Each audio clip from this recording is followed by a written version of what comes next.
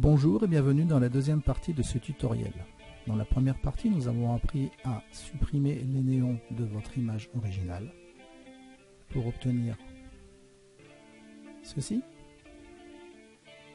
Et dans la deuxième partie, nous allons apprendre à créer votre propre néon afin d'obtenir ceci. Dans un premier temps, nous allons ouvrir donc l'outil texte. Sélectionnons une police appelée Astrude Regular. Si vous ne la possédez pas, vous pouvez la télécharger sur le site Dafont. En nombre de pixels, choisissez 100 pixels. Au niveau de la netteté, choisissez légère, puis centré.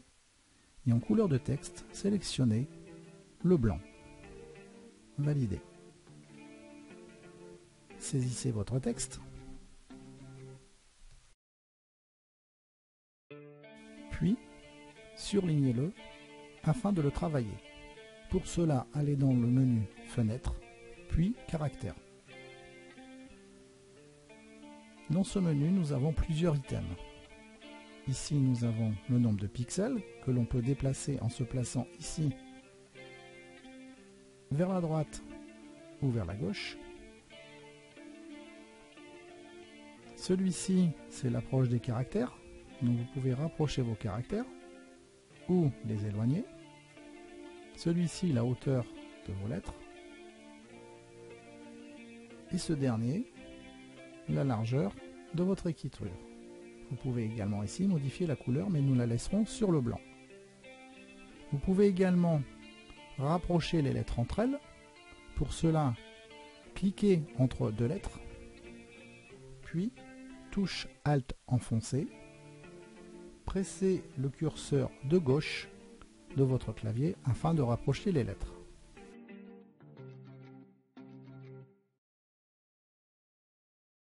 Lorsque l'effet désiré est obtenu, validez, puis fermez la boîte de dialogue. Nous allons à présent pixeliser le texte afin de pouvoir modifier sa sélection. Pour cela, allez dans Texte, puis pixeliser le texte. Celui-ci s'est transformé en image. Vous pouvez donc à présent presser la touche CTRL et cliquer dans sa vignette afin de le sélectionner.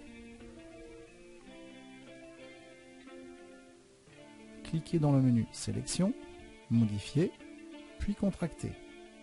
Sélectionnez 3 pixels et validez. Nous allons supprimer l'intérieur de la sélection. Pour cela, pressez la touche Sup, puis désélectionner, CTRL-D. Sélectionnez l'outil Déplacement, lettre V, puis positionnez votre texte à l'endroit désiré. Vous pouvez à tout moment revenir sur le positionnement du texte ou sa largeur. Pour cela, CTRL-T, puis procéder au rapprochement à droite et à gauche, et également la hauteur. Et valider. Lorsque votre texte est positionné sur votre image, double-cliquez dans la vignette afin de faire ouvrir le menu Style de calque. Sélectionnez lueur externe, puis cliquez dans la zone de couleur. Saisissez comme code 08 B6 FF, ce qui correspond à du bleu. Surlignez ce code, puis copiez-le. CTRL-C. Validez. Passez le mode de fusion sur normal, l'opacité 100% et le grossi à 9%. Sélectionnez le menu lueur interne. Passez le mode de fusion en normal, l'opacité à 100%, la taille à 2 pixels, et dans la zone de couleur, double-cliquez dedans, puis collez la valeur que vous avez copiée tout à l'heure en faisant CTRL-V, puis valider. Après avoir saisi ces valeurs, vous pouvez valider. Allez dans le menu situé ici en haut à gauche, puis convertir en objet dynamique. vous devez obtenir cette icône. Une fois votre objet converti en objet dynamique, cliquez sur la boîte d'effets spéciaux située ici, puis choisissez lueur externe. Au niveau de la couleur, cliquez dedans, puis collez le code précédemment copié. Validez. Puis passez le mode de fusion sur normal, l'opacité à 60% et la taille à 50 pixels. Cliquez ensuite dans ombre portée, passez l'opacité à 100%, l'angle à -15, la distance 11 pixels, le grossi à 0 et la taille à 5 pixels, puis validez. Allez ensuite dans le menu filtre, flou, flou gaussien et saisissez un rayon de 0,3 pixels, puis validez. Je vais vous apprendre ici à donner un arc à votre néon, mais dans ce tutoriel je ne l'utiliserai pas. Pour cela, faites CTRL-T, outil transformation, cette boîte de dialogue validée, puis choisissez ici dans le menu l'arc afin de permuter les modes de transformation libre et de déformation. Dans personnalisation déformation, sélectionnez arche ou une autre valeur.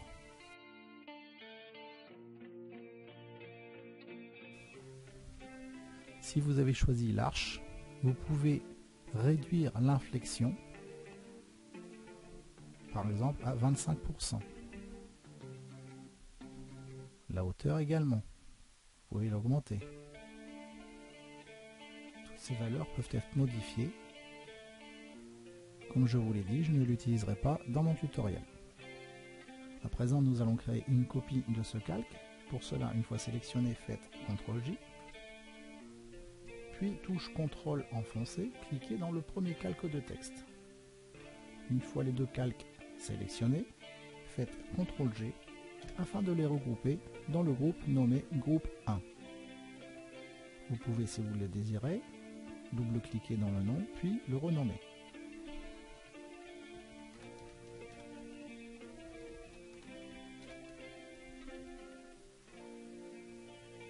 Dans notre création, nous allons donc créer à présent un deuxième néon. Pour cela, sélectionnez l'outil texte et nous allons sélectionner une autre police d'écriture. Je vais, mettons, sélectionner air conditionné régular. Je vais cliquer où je veux dans l'image, puis je vais rentrer mon texte.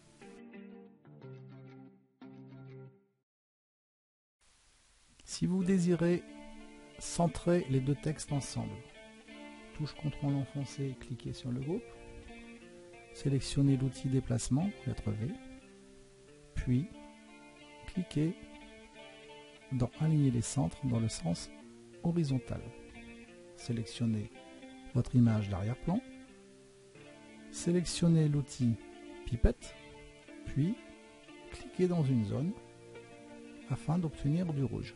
Lorsque vous avez trouvé votre couleur, double-cliquez dans celle-ci, puis surlignez la valeur du code, CTRL-C pour le copier, puis valider.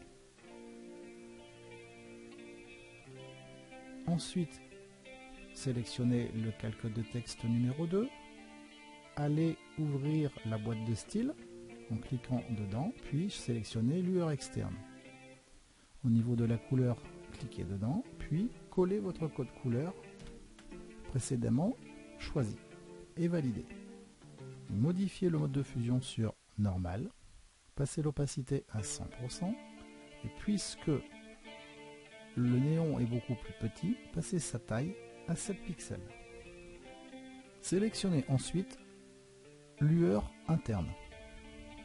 Passez le mode de fusion sur normal, l'opacité 100%, la taille 3 pixels, et au niveau de la couleur, cliquez dedans, puis collez celle précédemment copiée, c'est-à-dire le rouge, puis valider. Une fois les changements modifiés, vous pouvez donc valider. Nous allons ensuite passer de la lueur au niveau du néon. Pour cela, transformez votre fichier texte en cliquant dans cette zone, puis convertir en objet dynamique.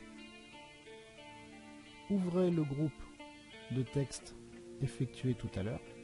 Ensuite, nous allons copier le style du calque 2 du groupe. Pour cela, nous allons appuyer sur la touche Alt, puis toujours la touche Alt enfoncée, cliquez l'effet vers le calque du néon numéro 2. Vous voyez le petit sigle FX apparaît, puis relâchez. Cliquez dans lueur externe. Comme vous pouvez le constater, la couleur de la lueur externe est celle correspondant au premier néon, c'est-à-dire le bleu, et nous devons lui coller la couleur du deuxième néon qui pour nous est le rouge. Cliquez dedans, puis faites CTRL V, coller et valider. Puis vous pouvez fermer cette boîte de dialogue. À présent, nous allons masquer le calque arrière-plan, puis touche majuscule enfoncée, sélectionnons le dernier calque afin de tous les sélectionner. Puis nous allons créer un instantané. Pour cela, faites majuscule CTRL ALT enfoncé plus la lettre E. Désélectionnez la visibilité des calques précédents afin d'obtenir uniquement celui de votre instantané. Nous allons ensuite sélectionner la totalité de ce calque. Faites CTRL A puis CTRL C. À présent, vous pouvez désélectionner votre sélection en faisant CTRL D. Masquez le calque du néon, puis faites apparaître celui de l'arrière-plan. Nous allons créer une copie de l'arrière-plan, CTRL J, puis faites CTRL L afin d'ouvrir les niveaux. En effet, lorsqu'un néon est allumé sur une façade, cette façade est beaucoup plus lumineuse. Pour cela, cliquez sur le curseur situé à droite, puis glissez-le afin d'éclairer votre scène.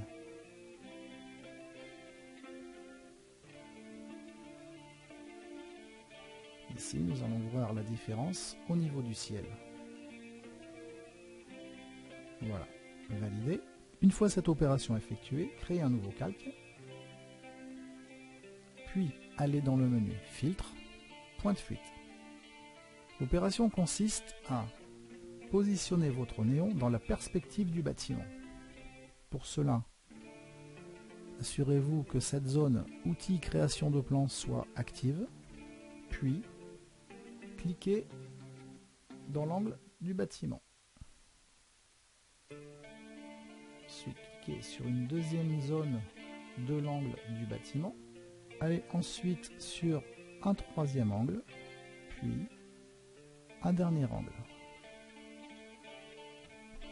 Ceci va donc former une grille. Afin de positionner votre calque de néon. Celui-ci étant composé des deux néons.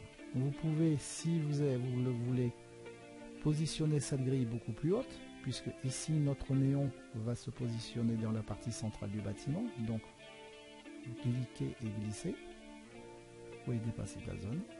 Vous pouvez également ici dépasser de la zone. Ici aussi. Et ici aussi. Une fois effectué, nous allons coller la partie des néons. Pour cela, faites CTRL V. La zone des néons se situe ici. Et nous allons la placer sur le bâtiment. Et celle-ci va prendre la forme de la perspective. Puis valider. À présent, vous allez masquer le calque arrière-plan copie. Puis activer ici un calque de remplissage ou de réglage. Sélectionnez teinte saturation. Lorsque la fenêtre propriété de teinte et saturation a été créée, nous avons obtenu ceci. Afin de faire modifier uniquement la teinte et la saturation au calque inférieur, c'est-à-dire le calque 2, et non sur le calque arrière-plan, il suffit de cliquer sur cette icône. Voilà. Et vous pouvez à présent glisser le curseur soit vers la droite, soit vers la gauche, afin de faire modifier la couleur des néons. Pareil. Pareil pour les saturations. Pareil pour les luminosités. Ensuite, vous pouvez fermer la boîte de dialogue.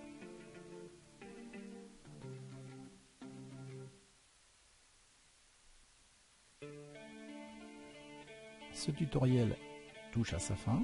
Je vous remercie beaucoup de m'avoir suivi et je vous donne rendez-vous dans un prochain de mes tutoriels.